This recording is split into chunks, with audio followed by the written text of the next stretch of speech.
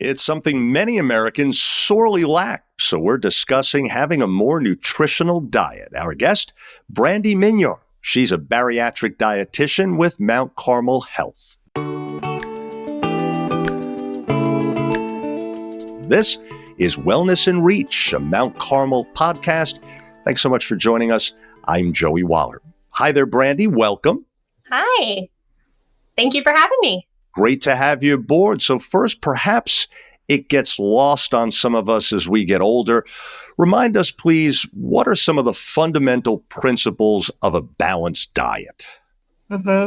Great question. The biggest thing that comes to mind for me when I think of a balanced diet is variety. Trying to eat a variety of different kinds of foods, making sure that we're getting in all of the food groups. So those food groups specifically that I'm referring to are lean proteins of choice, fruits, vegetables, whole grains, healthy fats, legumes, of course, as tolerated and specific to any allergies one might have, but eating a variety of those, eating a variety of foods within those categories as well. So thinking about the different colors of fruits and vegetables, they mean something. They mean certain nutrients. Thinking about different sources of proteins. There's going to be a difference between steak versus chicken versus salmon. And so really the best way to ensure that we're getting in all the things that we need is to eat a variety of different kinds of foods. And trying to focus on minimally processed whole foods majority of the time, I think is best.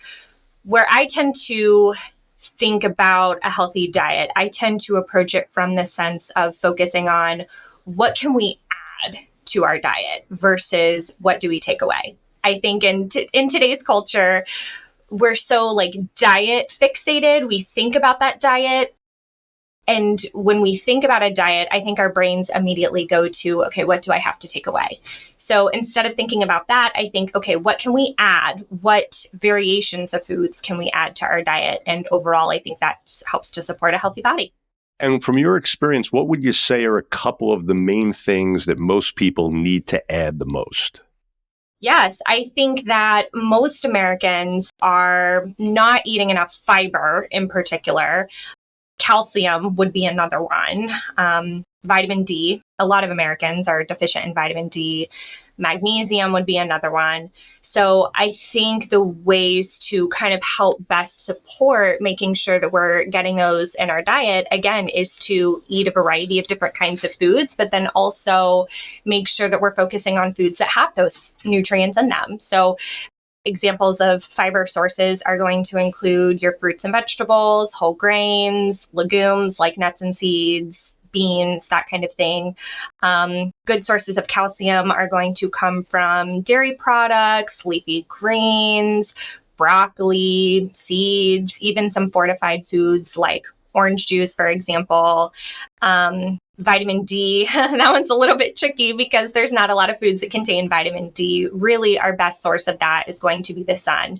But you can get vitamin D through egg yolks, fatty fish like salmon, for example, and even some fortified foods like milk. But I think vitamin D is definitely one of those things where it's not a bad idea to take it in supplemental form.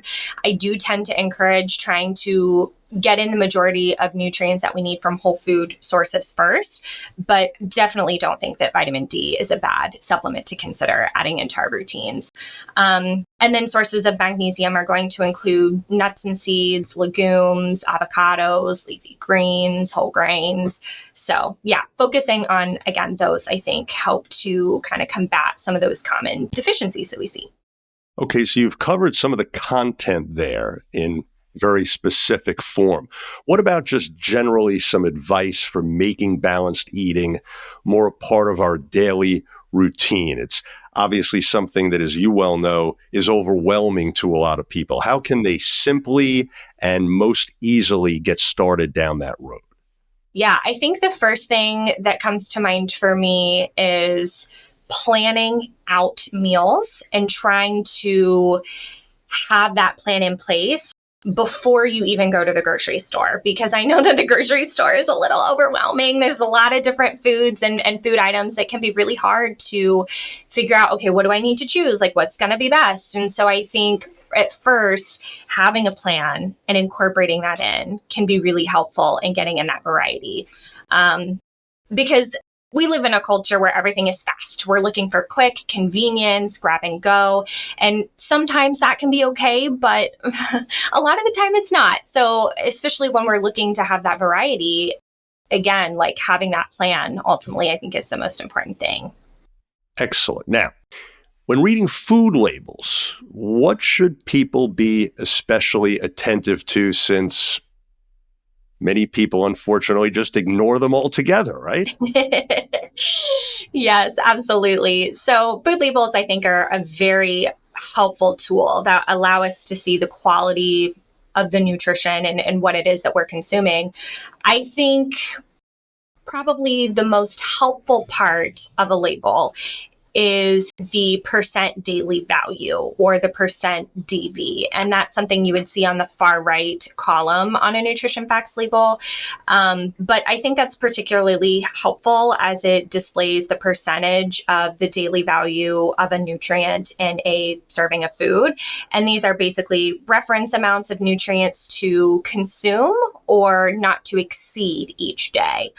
So when we're kind of thinking about that and trying to decode the percent daily value, when you see a product or a nutrient that says less than 5% of the daily value, that would be considered low, versus more than 20% would be considered high. So depending on that, what that specific nutrient is, you kind of can understand that within the context of your day in terms of the foods that you're eating. Generally speaking, there are nutrients that you'll see on a label where the goal is to be less than the percent daily value. So those specific nutrients would include saturated fat, sodium, added sugar. The goal, again, is to be less than the percent daily value, versus other nutrients like fiber, protein, vitamins, and minerals. The goal is to be at least the percent daily value.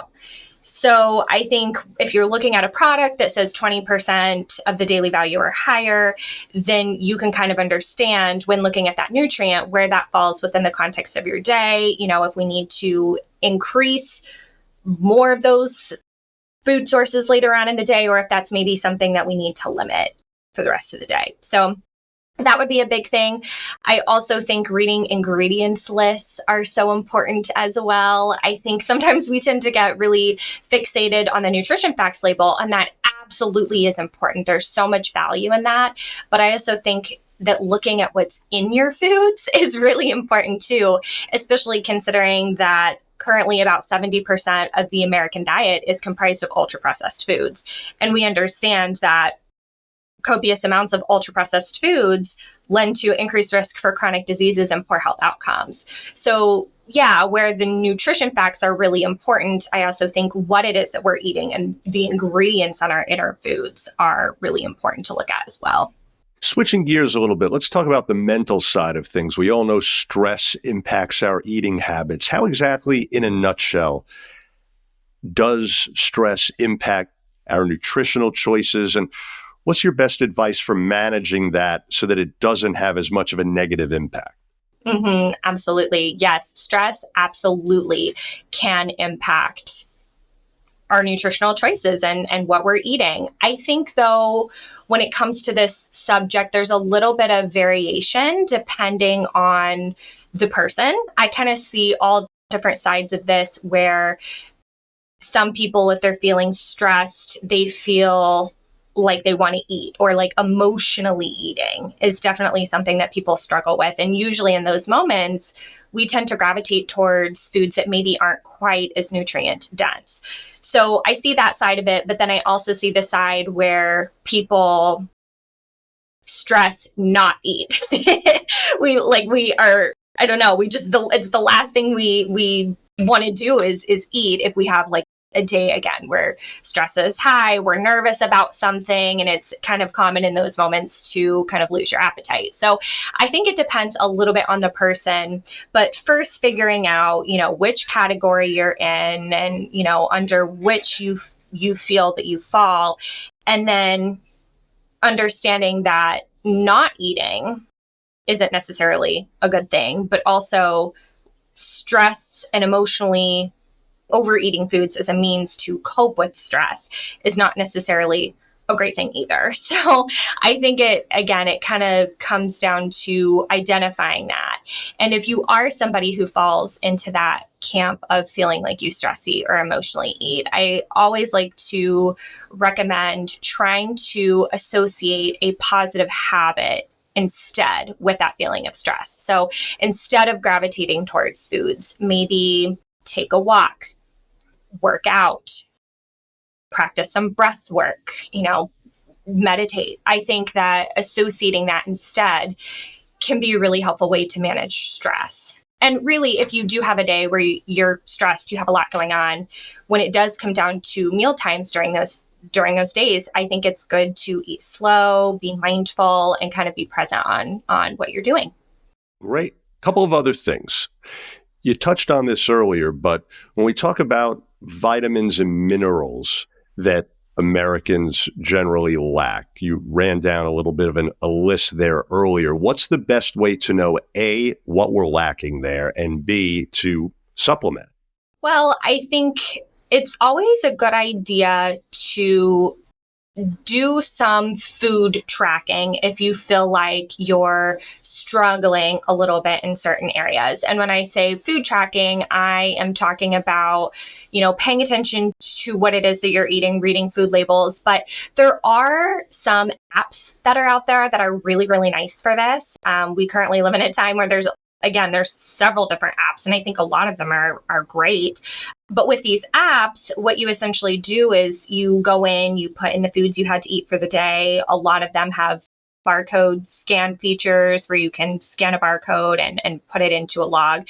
And then it kind of keeps track of the nutrition breakdown for you, which is really helpful.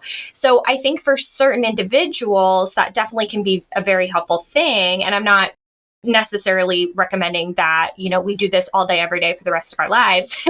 But I think if you want to just kind of get a baseline of where you're at, I think those apps, again, can provide a lot of insight. So that way you can see if you're lacking in something or not. And especially when it comes to like vitamins specifically, I think it's also a really good idea to follow up with your general practitioner, your primary care doc, on getting blood work done.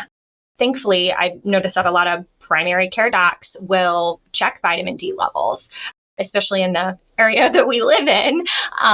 So again, I think there's some value in that as well.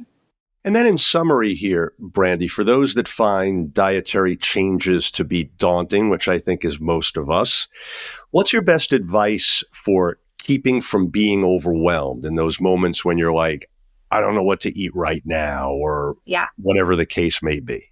Sure. Yeah, no, I think when it comes to making changes, my biggest piece of advice is to slowly work on things. Do things one at a time, because I think if we try to change a bunch of things at a time, I see it happen frequently where we tend to feel overwhelmed by that. We try to go from 0 to 100 and then it's not sustainable. So I think trying to pick one thing at a time and then going from there. So like if you are somebody who really struggles with, meeting your protein goal and your water goal, and you feel like you're not eating enough calcium, let's just for some examples there. Instead of trying to do all of that at once, I think focusing on one thing first and then slowly building up with those changes is going to be more sustainable. So one step at a time, right? Mm-hmm. Excellent advice indeed. Well, folks, we trust you're now more familiar with having a nutritional diet. Brandi Mingyar, great advice. Thanks so much again. We appreciate it. Thank you. And for more information, as well as nutritional planning and dietitian services, please visit mountcarmelhealth.com/services/nutrition-counseling. Now, if you found this podcast helpful, please do share it on your social media. And thanks again for being part of Wellness in Reach, a Mount Carmel podcast.